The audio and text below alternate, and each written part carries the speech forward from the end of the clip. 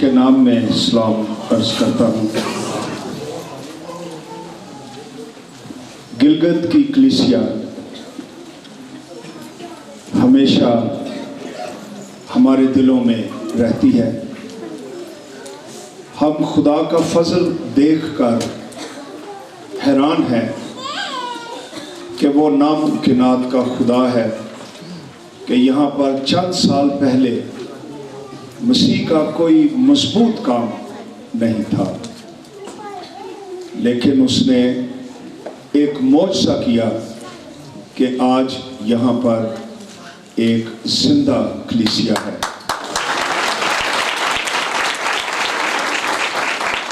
और ऐसी कलीसिया जो ना सिर्फ खुद प्रस्तुत करती है बल्कि बशारत का काम करती है, मिशन वर्क करती है। और यहाँ से आपने स्कर्दू में भी खादिम को भेजा और वहाँ पर भी आप खुदा उनकी कलीसिया है। हम आप पर फख्र करते हैं, आपके लिए दुआएं करते हैं। खुदावंद मसीह ने हमारे दिल आपस में जोड़ रखे हैं और फासला तो बहुत है कि हम लाहौर में होते हैं, आप गिलगत में होते हैं, लेकिन मसीह यीशु ने रूह में ये फासले भी कम कर दिए।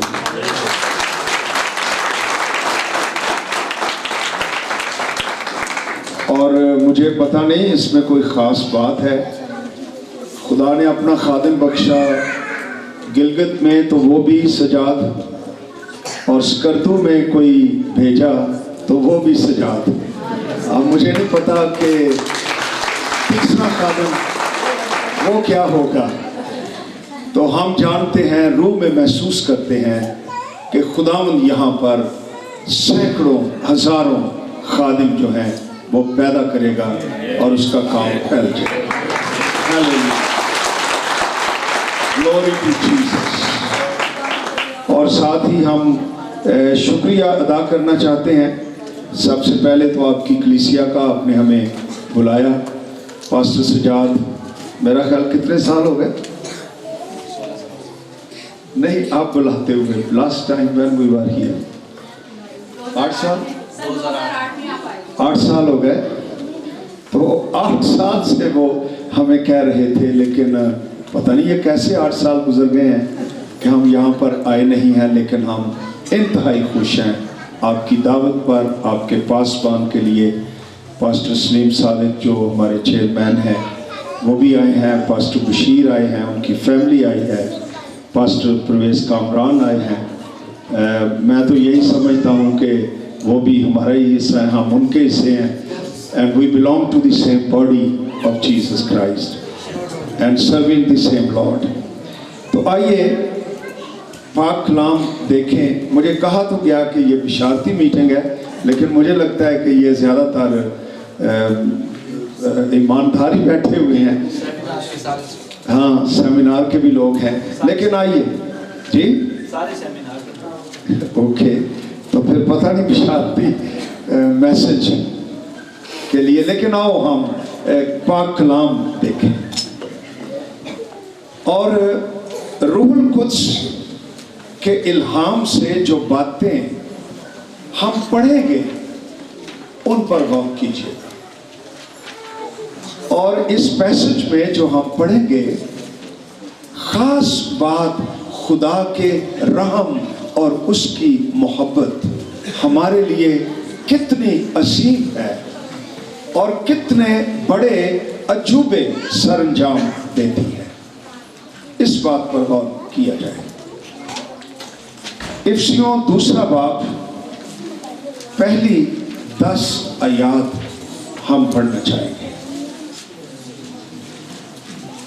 इफिसियों 2 बाब पहली आयत से लिखा है, और उसने तुम्हें भी जिंदा किया, हालेलुया,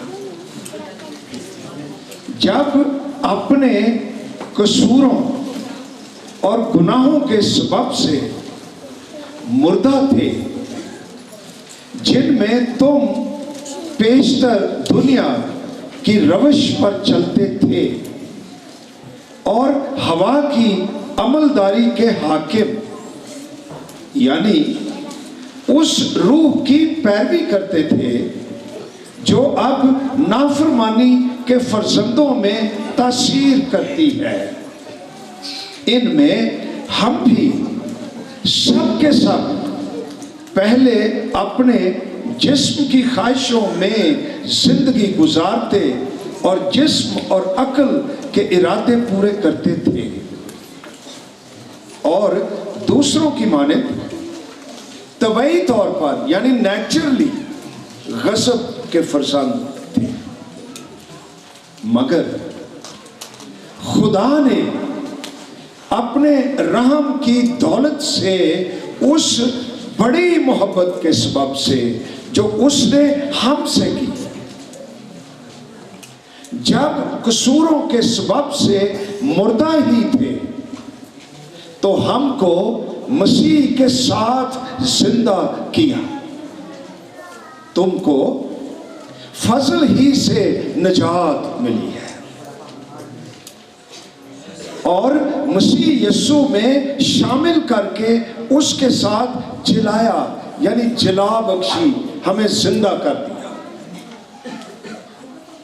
اور آسمانی مقاموں پر اس کے ساتھ بٹھایا۔ غور کریں اس بات پر کہ خداوند نے ہمارے ساتھ کار کیا دیا ہے، اور پھر لکھا ہے تاکہ وہ اپنی اس مہربانی سے جو مسیح یسوع میں ہم پر ہے آنے والے زمانوں میں اپنے فضل کی بے نہایت دولت دکھائے، کیونکہ تم کو ایمان کے وسیلے سے فضل ہی سے نجات ملی ہے اور یہ تمہاری طرف سے نہیں، خدا کی بخشش ہے اور نہ اعمال کے سبب سے، تاکہ کوئی فخر نہ کرے۔ جو نجات ہمیں ملی ہے یہ ہمارے اعمال کے سبب سے نہیں، لکھا ہے یہ خدا کی بخشش ہے، it's a gift of God. اور 10ویں آیت ہمیں بتاتی ہے کیونکہ ہم اسی کی کاریگری ہیں اور مسیح یسوع میں ان نیک اعمال کے واسطے مخلوق ہوئے جن کو خدا نے پہلے سے ہمارے کرنے کے لیے تیار کیا تھا۔ تو میرے عزیزو، یہاں پر اس پیسج کے 2 حصے ہیں۔ ایک ہمارے ماضی پر روشنی ڈالتا ہے کہ ہم کیا تھے جب مسیح میں نہیں تھے، اور وہ لوگ بھی جو آج مسیح میں نہیں ہیں وہ کیا ہیں، اور مسیح میں آنے کے بعد جب خدا کے رحم اور محبت اور فضل کا ہمیں تجربہ ہو گیا تو ہم کیا بن گئے۔ یہ دونوں باتیں بڑے واضح طور پر کلام کے اس حصے میں لکھی ہوئی ہیں۔ تو 5 باتیں میں نے درج کی اپنے ماضی کے بارے میں، ایمانداروں کا ماضی، اور وہ پہلی بات کہ ہم مردہ تھے، we were dead، غور کیجئے، اور دوسری بات ہم دنیا کی روش پر چلنے والے لوگ تھے، ڈائریکشن لیس تھے، بے سمت تھے، کوئی منزل نہیں تھی، کوئی مقصد نہیں تھا، کوئی زندگی میں معنی نہیں تھے، ہمارے پاس کوئی امید نہیں تھی، لیکن خدا نے ہم پر رحم کیا۔ اور پھر ہم نے پڑھا ہے کہ ہم ہوا کی عملداری کے حاکم یعنی اس روح کی پیروی کرتے تھے، یعنی بہت حد تک ہم بدروحوں کے اثر کے نیچے تھے، हमारी जिंदगी पर कंट्रोल था तारीकी का। और चौथी बात, हम अपनी जिस्म की ख्वाहिशों के गुलाम थे, हम शहवत परस्त थे, हम आजाद नहीं थे, और ये चीज हमें हलाक कर रही थी, हमें मार रही थी। और पांचवी बात, हौलनाक बात लिखी हुई है कि हम तबई तौर पर गज़ब के फरजंद थे। हम पर खुदा की बरकत नहीं बल्कि गज़ब था। ये हमारी कंडीशन लिखी हुई है और ये दुनिया की आज सूरत हाल है, और हर उस शख्स की जो मसीह यीशु के बगैर है। खास बात, खुदा का कलाम कहता है कि हम मुर्दा थे, अपने कसूरों, अपने गुनाहों, अपनी नाफरमानियों की वजह से हम खुदा से अलग थे। मौत का जिक्र आया है, तो मौत तीन किस्म की है, पाक कलाम हमें बताता है। एक मौत जिससे हम सब वाकिफ हैं, और वो जिस्मानी मौत है, फिजिकल डेथ। इसका मतलब है कि उस शख्स से उसकी रूह वो जुदा हो गई है, सेपरेट हो गई, अलग हो जाना। अब वो सिर्फ बॉडी रह गई है, लाश रह गई है। इस चीज का नाम मौत है, और ये सब पर आती है और सब पर आएगी। किसी के कोई इल्म नहीं कि ये कब ये हदें खत्म हो जाती हैं, लेकिन एक पीरियड दिया गया है जब हम जिस्मानी मौत का तजर्बा करेंगे। दूसरी एक और मौत है, और उसको रूहानी मौत कहा जा सकता है, स्पिरिचुअल डेथ। इसका मतलब यह है कि हमारे पास रूह है लेकिन वो डेड है। हम खुदा के बारे में, जिंदा खुदा के बारे में बिल्कुल किसी किस्म का कोई एहसास तक नहीं रखते, बेहिस हो चुके हैं। ये स्पिरिचुअल डेथ है, यानी रूह का खुदा से अलग हो जाना या अलग रहना और नेचुरल जिंदगी गुजारना, फीलिंग्स के मुताबिक गुजारना, अकल के मुताबिक गुजारना, यानी शख्सियत, सोलिश लाइफ। इसमें स्पिरिचुअल जिंदगी नहीं, रूहुल कुद्स की जिंदगी नहीं। और पाक कलाम कहता है, रोमियो का खत 3 बाब उसकी 23 आयत में लिखा है, कुछ फर्क नहीं, इसलिए कि सब ने गुनाह किया और खुदा के जलाल से महरूम है। इंसानों में वैसे तो बड़े ही फर्क है, रंगों के ही फर्क है, तालीम के फर्क है, कल्चर्स के फर्क है, बड़े ही फर्क है, लेकिन एक चीज जिसमें सारे इंसान एक ही जैसे हैं, कोई फर्क नहीं है। पाक कलाम कहता है सब ने गुनाह किया और खुदा के जलाल से महरूम है। जब वो निजात के हवाले से खुदा के सामने सब खड़े होते हैं, अमीर भी, गरीब भी, अनपढ़ भी, पढ़ा लिखा भी, काला भी, गोरा भी, छोटा भी, बड़ा भी, अगर वो मसीह में नहीं है, उसका सोशल स्टेटस किसी किस्म का हो, खुदा के सामने उनमें कुछ फर्क नहीं है, इसलिए कि सब के सब गुनाहगार हैं और खुदा के जलाल से महरूम हैं। सब एक जैसे। और फिर तीसरी मौत जिसका जिक्र पाक कलाम में मिलता है, अबदी मौत, इटर्नल डेथ। और ये पाक कलाम इसके बारे में बताता, 2 थिस्सलुनीकियों 1 बाब उसकी 9वीं आयत, वहां लिखा है, वो खुदावंद के चेहरे और उसकी कुदरत के जलाल से दूर होकर अबदी हलाकत, अबदी हलाकत, इटर्नल डेथ की सजा पाएंगे।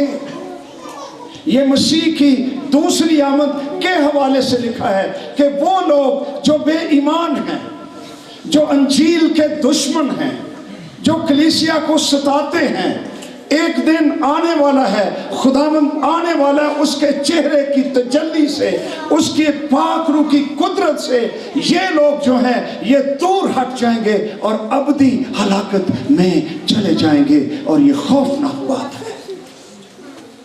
मुकाशफा की किताब में मुख्तलिफ लफ्ज़ों में यही बात लिखी हुई है।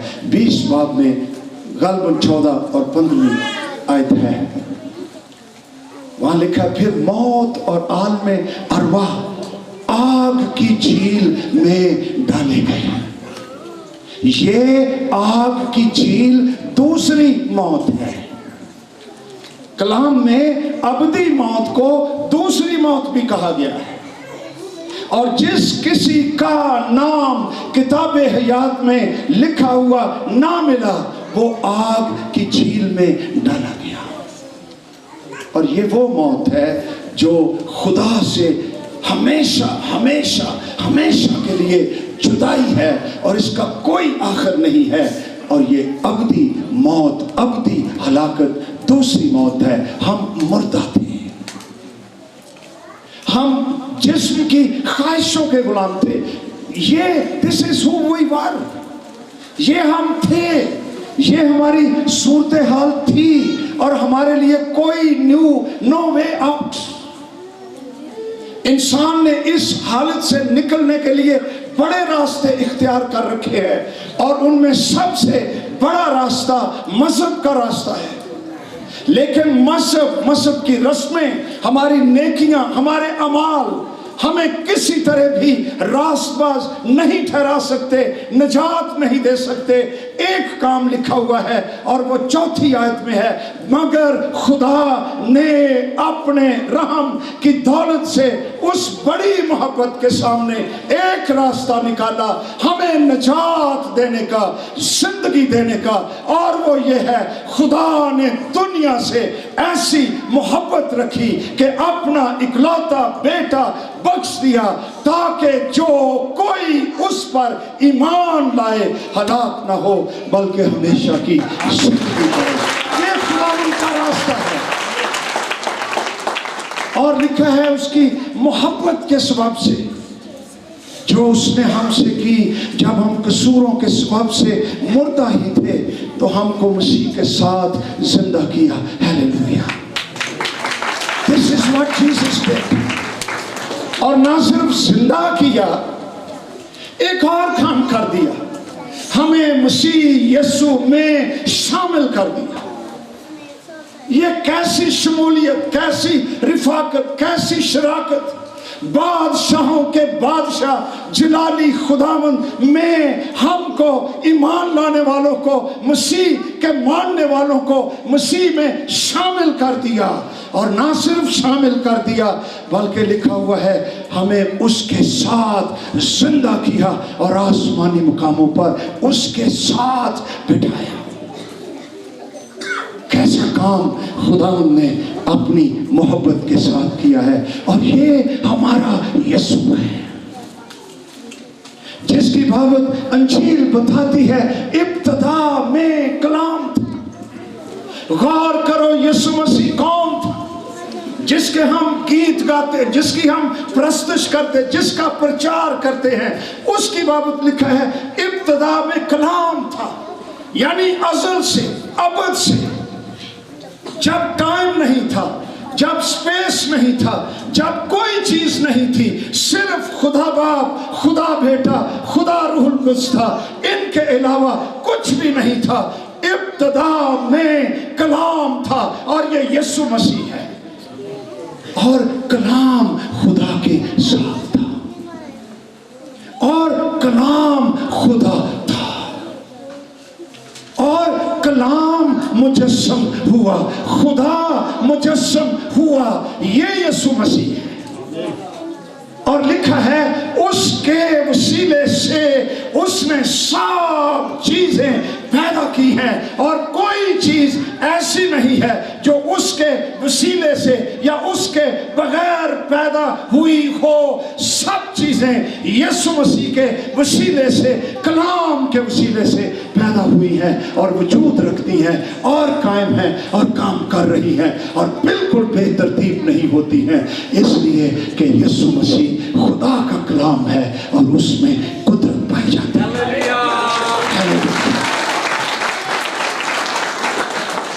हम आए गिलगित में, बड़े बड़े ऊंचे पहाड़ हैं, कितने पावरफुल हैं। इंसान बड़े पहाड़ के आगे खड़ा हो जाए तो ऐसे लगता है जैसे कोई कीड़ा बैठा हुआ है, इतने पावरफुल। समुंदर है, सितारे अरबों के हिसाब से कहकशाएं, हमारी जमीन सबसे छोटा सियारा, इससे कई गुना बड़े, करोड़ों गुना बड़े सितारे, सियारे, कहकशाएं, सूरज, बहुत कुछ इस सारी कायनात में मौजूद है। लेकिन ये सारी की सारी चीजें यीशु नासरी जो कलाम है उसकी कुदरत से, उसके वसीले से